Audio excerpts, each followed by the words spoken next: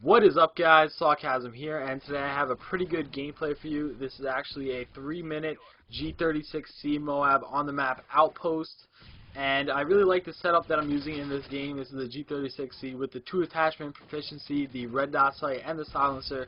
You really want to be using the 2 attachment proficiency when going for MOABs, because when you do get all the perks, you get the specialist bonus, then you do gain all the proficiencies as well. So there's really no reason not to run the 2 attachment proficiencies. And I have been using just 1 attachment before a couple times, but mainly the reason for that is because either I didn't have it unlocked, or it would be on a gun where I just couldn't control the recoil to get the 8 kills, the specialist bonus. So like, for example, the CM901 is a gun that I kind of struggle with using the 2 attachment proficiencies, because the recoil is so high that I feel like I need the kick proficiency in order to actually get the specialist bonus in the first place. But yeah, like I said, it's a pretty good game. It's like a 3-minute MOAB, and basically I was just trying to flank the other team as much as I possibly could.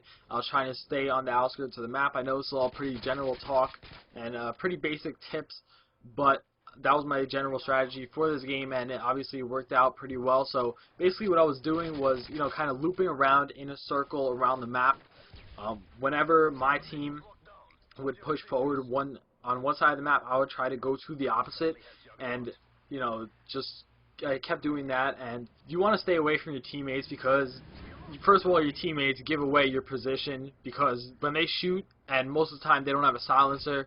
So that's one way. Another way is if the enemy team has a UAV or advanced UAV and they don't have assassin, which you will when you have all the perks, then that also will give away your general position. And on top of that, their footsteps. So when you get all the perks, you have dead silence, and that makes your footsteps, it makes them silent. So your teammates won't have that for the most part, so the other team will be able to hear them most likely, and that's just another thing that can give away your position. So yeah, you see, before I was chilling around in the A area, but now the spawn's flipped, and I come over to the C area, try to get them from behind, because I don't really want to engage in any head-to-head gunfights, because these are the gunfights that I'm going to win. I'm going to win gunfights easily where the enemy team is, facing the opposite direction. They're running away from me, so I get directly behind them, and I'm able to take them out relatively easy, and I get all the way behind them. You don't want to just like cut across through the middle, because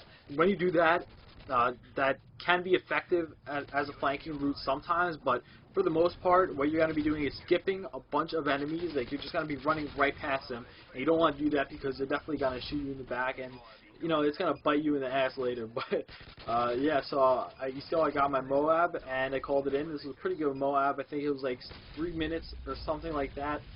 But yeah, that's about it for today. Thanks for watching, guys. Leave me some feedback in the comments below. I'd really appreciate that. Bow!